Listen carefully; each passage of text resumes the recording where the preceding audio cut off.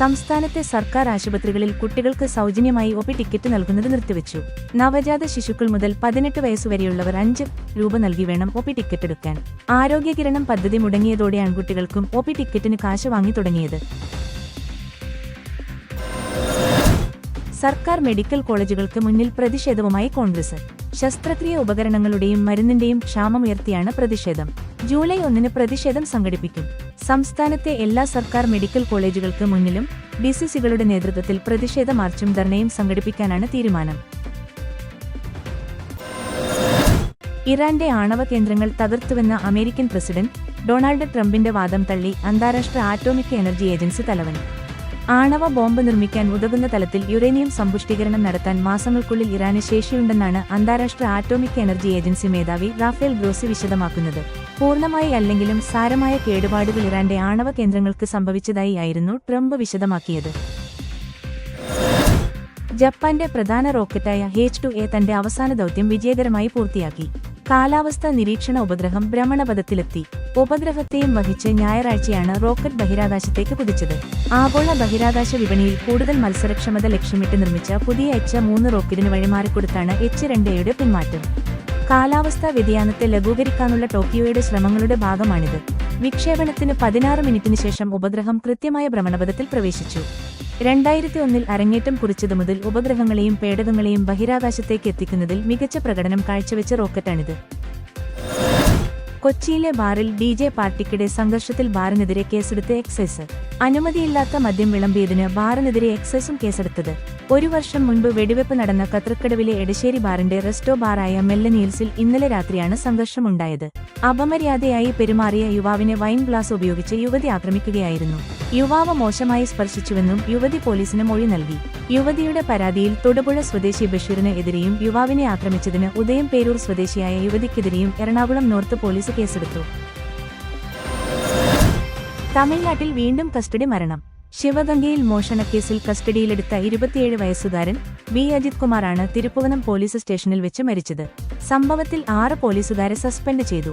ശിവഗംഗ മടപ്പുറം കാളിയമ്മൻ ക്ഷേത്രത്തിലെ കരാർ ജീവനക്കാരനായിരുന്നു അജിത് കുമാർ. അജിത്തിന് മോഷണവുമായി ബന്ധമുണ്ടെന്ന് സ്ഥാപിക്കാൻ തക്ക തെളിവുകളൊന്നും ഇതുവരെ ലഭ്യമായിട്ടില്ലെന്നും പോലീസ് വൃത്തങ്ങൾ സൂചിപ്പിച്ചു. News desk ZPO news. CPIM സംസ്ഥാന കമ്മിറ്റിയിൽ സംസ്ഥാന സെക്രട്ടറിക്കെതിരെ വിമർശനമുണ്ടായെന്ന വാർത്ത നിഷേധിക്കാതെ പി ജയരാജൻ.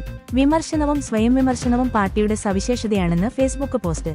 ഇപ്പോൾ മാധ്യമങ്ങളിൽ വരുന്ന വാർത്ത പാർട്ടിയെ തകർക്കാനെന്നും ജയരാജന്റെ ഫേസ്ബുക്ക് പോസ്റ്റിൽ പറയുന്നു. RSS സഹകരണവുമായി ബന്ധപ്പെട്ട് MV ഗോവിന്ദൻ നടത്തിയ പരാമർശമാണ് വിമർശനത്തിനിടയാക്കിയത്. RSSുമായി CPM മുൻപ് സഹകരിച്ചിട്ടുണ്ടെന്നായിരുന്നു MV ഗോവിന്ദന്റെ പരാമർശം. പ്രതികരണം ഒഴിവാക്കേണ്ടതായിരുന്നെന്ന അഭിപ്രായമാണ് സംസ്ഥാന കമ്മിറ്റിയിൽ. നേരത്തെ പരാമർശത്തിൽ MV ഗോവിന്ദനെ മുഖ്യമന്ത്രി തിരുത്തുകയും ചെയ്തിരുന്നു. പുതുക്കാട്ട് അവിവാഹിതരായ മാതാപിതാക്കള് നവജാത ശിശുക്കളെ കൊലപ്പെടുത്തി കുഴിച്ചുമൂടിയ സംഭവത്തിലെ പ്രതികളുടെ അറസ്റ്റ് രേഖപ്പെടുത്തി. കേസുമായി ബന്ധപ്പെട്ട് ആമ്പല്ലൂര് ചേനക്കാല ഭവന്, വെള്ളിക്കുളങ്ങര നൂലുവള്ളി മുല്ലക്കപ്പറമ്പില് അനീഷ എന്നിവരെയാണ് പോലീസ് കസ്റ്റഡിയിൽ എടുത്തിരുന്നത്. 12 മണിക്കൂർ നീണ്ട ചോദ്യം ചെയ്യലിനൊടുവിലാണ് പോലീസ് ഇരുവരുടെയും അറസ്റ്റ് രേഖപ്പെടുത്തിയത്. ഭവിനും അനീഷയും തമ്മിലുണ്ടായ തർക്കത്തിന് പിന്നാലെയാണ് സംഭവത്തെക്കുറിച്ച് പുറംലോകമറിഞ്ഞത്. ഞായറാഴ്ച പുലർച്ചെയോടെയാണ് ഭവിന് കുട്ടികളുടെ അസ്ഥികളുമായി തൃശൂര് പുതുക്കാട് പോലീസ് സ്റ്റേഷനിൽ എത്തിയത്. കാമുകിയായ അനീഷ പ്രസവിച്ച കുഞ്ഞുങ്ങളെ കൊന്നുകുഴിച്ചുമൂടി എന്നാണ് ഇയാൾ ഉദ്യോഗസ്ഥരോട് പറഞ്ഞത്.